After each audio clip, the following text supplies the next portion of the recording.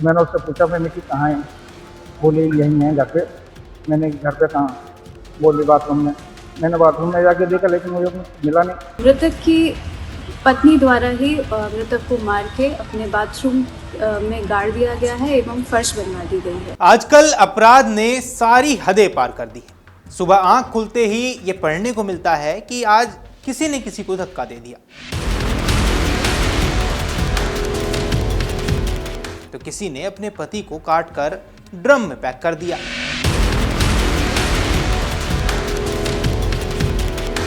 किसी ने local train में चाकू मार दिया। अब कुछ ऐसी ही घटना यूपी के आगरा से सामने आई है, जहां एक पत्नी ने अपने पति को मारकर बाथरूम में दफना दिया और ऊपर से मिस्त्री को बुलाकर फर्श बनवा दिया।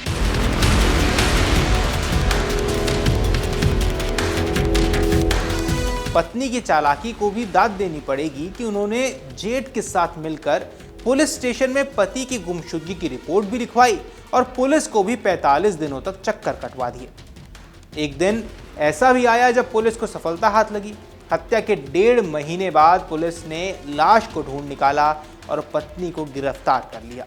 ऐसे में सवाल उठता है, इस गुत्थी को पुलिस ने कैसे सुलझाया और चालाक पत्नी की कौन सी गलती उसे भारी पड़ गई। दरअसल इस खौफनाक वारदात को एक पत्नी ने अंजाम दिया है, जिसका नाम रूबी बताया जा रहा है।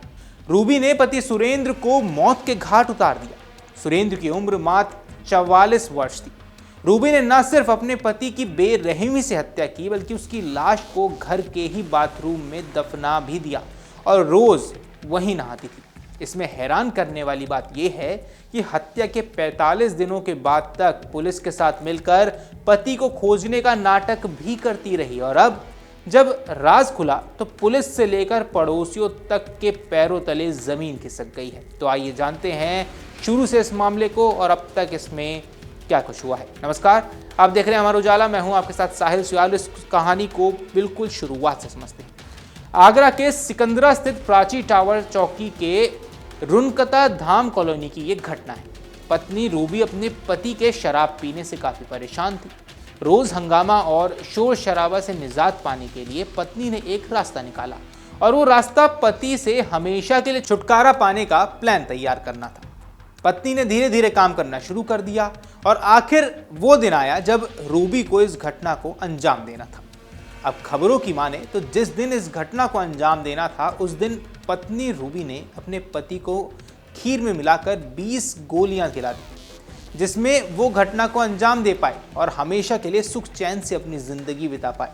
लेकिन उसने कभी नहीं सोचा होगा कि जिस शांति की तलाश में वो ये अंजाम दे रही थी, वही उसके गले की फांस भी बन जाएगा।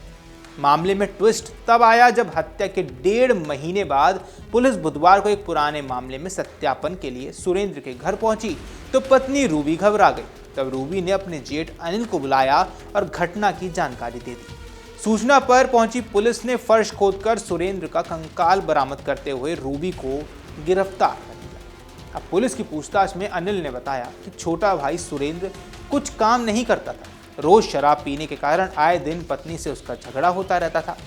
18 मई को रूबी ने फोन कर बुलाया और कहा कि पुलिस दबिश दे रही है, इसलिए मां और बच्चियों को अपने घर ले जाओ। घर पहुंचकर मां और भतीजियों को अपने घर ले आए। दूसरे दिन रूबी भी आ गई और बताया कि सुरेंद्र 3000 रुपए लेकर कहीं चले गए हैं, मोबाइल भी घर छोड़कर गए हैं। उन्हें उसकी बातों पर शक हुआ। इसके बाद रूबी ने 26 मई को प्राची टावर चौकी पर जेठ के साथ पहुंचकर पति की गुमशुदगी की रिपोर्ट दर्ज करा दी। अब पुलिस तलाश के लिए रेणुका धाम कॉलोनी भी पहुंची। सीसीटीवी कैमरों के फुटेज देखे गए। पुलिस के आने पर रूबी रोने लगी कि एक सप्ताह पहले अनिल के कहने पर रूबी अपने घर आ गई थी। अब 2017 में सुरेंद्र के खिलाफ ट्रक चोरी का मामला दर्ज हुआ था। बुधवार को पुलिस इस मामले में रूबी के घर सत्यापन के लिए पहुंची थी। अब सुरेंद्र के बारे में पूछने पर पत्नी ने लापता होने की जानकारी दी तो पुलिस कर्मियों ने रूबी के फोटो खींच लिए। इससे रूबी घबरा गई। उसे लगा कि पुलिस से किसी ने शिकायत कर दी है। शुक्रवार को उसने अपने जेठ को फोन करके घर बुलाया और बताया कि पति को मारकर शव बाथरूम में दफना दिया है। इसके बाद अनिल ने पुलिस को सूचना दे दी। ये करीबन 1.5 महीने से गुमशुदा की उसमें था। इसकी गुमशुदा की रिपोर्ट लेकर रखी थी 1.5 महीने आपके से। भाई है? हाँ, मेरा खास छोटा भाई। अच्छा, उसके बाद क्या हुआ? उसके बाद ये है कि इसके वाइफ पर मुझे थोड़ा सा डाउट हुआ, जी क्योंकि ये बार-बार में किसी न किसी बात को लेके झूठ बोलती थी। जी तो मैंने उसकी थोड़ी तहकीकात करी। तहकीकात करने के बाद में मैंने बैंक स्टेटमेंट्स वगैरह निकलवाए इनके माँ के जो हैं। जी तो उसके आधार पर मैंने इससे फिर पूछा मैंने कि अगर तुझे कोई परेशानी है या किसी भी चीज़ से तू डर रही है या कोई तूने करा है या वो तुझसे कुछ कह के गया है तो मुझे बता, मैं तेरी मदद करूँगा। मैंने कि मैं तुझे कुछ नहीं होने दूंगा। मैंने तू एक बार बस खाली मुझे बता तो दे कि मुझसे ये गलती हो गई है या मुझसे ये कह के गया है वो।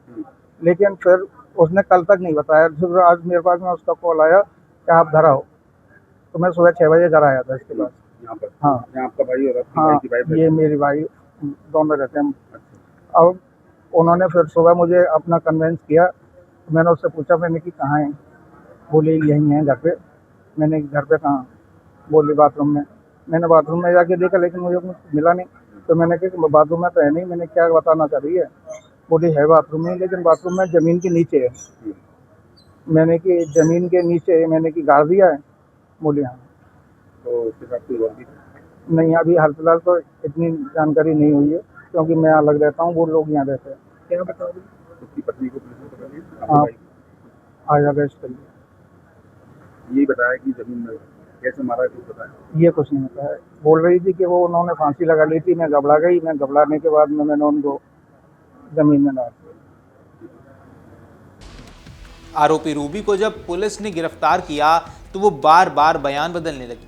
पहले उसने नींद की गोली देने की बात कही, फिर कहा कि पति ने फंदा लगाकर आत्महत्या कर ली। घबराकर उसने शव को दफना दिया। फिर कहा कि बाथरूम का फर्श कमरे के फर्श से 2 से 3 फीट नीचे था, इसलिए शव को उसमें डाल दिया। इसके बाद मिट्टी लाकर डाल दी और मिस्त्री बुलाकर फर्श पक्का करवा दिया। इससे किसी को शक नहीं हुआ। वो घर में भी आराम से रह रही थी। हालांकि पुलिस को शक है कि घटना में कोई और भी जरूर शामिल हो सकता है। एक अकेला व्यक्ति इस पूरी घटना को अंजाम नहीं दे सकता। थाना सिकंदरा पे एक सुरेंद्र शर्मा नामक व्यक्ति की गुमशुदगी दर्ज की गई। इस गुमशुदगी के क्रम में पुलिस द्वारा जांच की गई तो ये पाया गया कि मृतक की पत्नी द्वारा ही मृतक को मार के अपने बाथरूम में गाड़ दिया गया है एवं फर्श बनवा दी गई है। पुलिस द्वारा विधिक कार्रवाई करते हुए बाथरूम की फर्श तोड़ी गई एवं शव को बरामद किया गया। शव को पंचायतनामा करके पोस्टमार्टम हेतु मॉर्चरी भेज दिया गया है और अभियुक्ता को, जो कि मृतक की पत्नी है, उनको हिरासत में लेकर पूछताछ की जा रही है। अन्य विधिक कार्रवाई अमल में लाई जाएगी। मौके पर पहुंची पुलिस ने बाथरूम का फर्श खोदकर कंकाल बरामद किया और पोस्टमार्टम के लिए भेज दिया है। साथ ही हत्या की प्राथमिकी भी दर्ज कर ली गई है और आरोपी रूबी से अब पूछताछ जारी है। पुलिस की पूछताछ में पता चला कि सुरेंद्र की मां को पति की पेंशन के 32,000 रुपए मिलते थे। रूबी डेबिट कार्ड और पासबुक अपने पास रखती थी। पेंशन की रकम से वो जेठ अनिल को 10,000 रुपए देती थी। जून में रूबी ने अनिल को पेंशन की रकम नहीं दी और कहा कि पेंशन अभी नहीं आई है। अनिल बृहस्पतिवार को मां को भरतपुर लेकर गए। पेंशन के बारे में जानकारी की तो पता चला कि पेंशन खाते में भेजी जा चुकी है। अनिल ने घर पहुंचकर रूबी से शिकायत की तो दोनों में झगड़ा हो गया। अब पति सुरेंद्र शर्मा की हत्या के बाद रूबी ने शव को न सिर्फ बाथरूम में दफनाया था बल्कि रोज लाश के ऊपर ही नहाती थी। वो नियमित बाथरूम का इस्तेमाल कर रही थी। पुलिस की पूछताछ में यह भी सामने आया कि जब पड़ोसी सुरेंद्र के बारे में पूछते तो परेशान होने का वो नाटक किया करती थी। पुलिस गहनता से अब इस मामले की जांच कर रही है। पुलिस के अनुसार सुरेंद्र नींद की गोलियां खाता था। रूबी ने 18 मई को उसको खीर में मिलाकर नींद की 20 से ज्यादा गोलियां दे दी, जिससे उसकी मौत हो गई। बाद में उसने शव को बाथरूम में दफना दिया। वो पति की हत्या के बाद जितने दिन घर में रही उसी बाथरूम का इस्तेमाल करती थी। पड़ोसियों के पूछने पर रोने भी लगती। अब अनिल ने बताया कि भरतपुर जाकर जब बैंक से मां के खाते के स्टेटमेंट निकलवाया तो पता चला कि पैसे खाते से निकाले जा चुके हैं। शक होने पर रूबी से बृहस्पतिवार सुबह बात की तो वो चुप हो गई। शक होने पर उसने कहा कि भाई के बारे में बता दो। रूबी ने फिर भी कुछ नहीं बताया। शुक्रवार सुबह 6 बजे फोन करके जेठ को बुलाया। कहा कि पति घर पर है, आकर बात कर लो। जब अनिल पहुंचे तो कहा कि बाथरूम में है।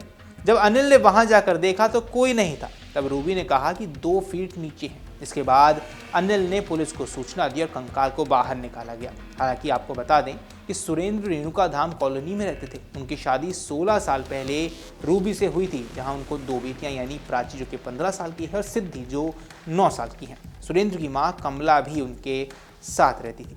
तो इस पूरी घटना पर आपकी जो कुछ भी राय है हमें कमेंट सेक्शन पर ज़रूर बताइए कि जिस तरीके से इस वारदात को अंजाम दिया गया आपको क्या कुछ लगता है, कमेंट सेक्शन पर ज़रूर बताइए। बाकी ऐसी अपडेट्स के लिए आप अमर उजाला के साथ लगातार जुड़े रहिए।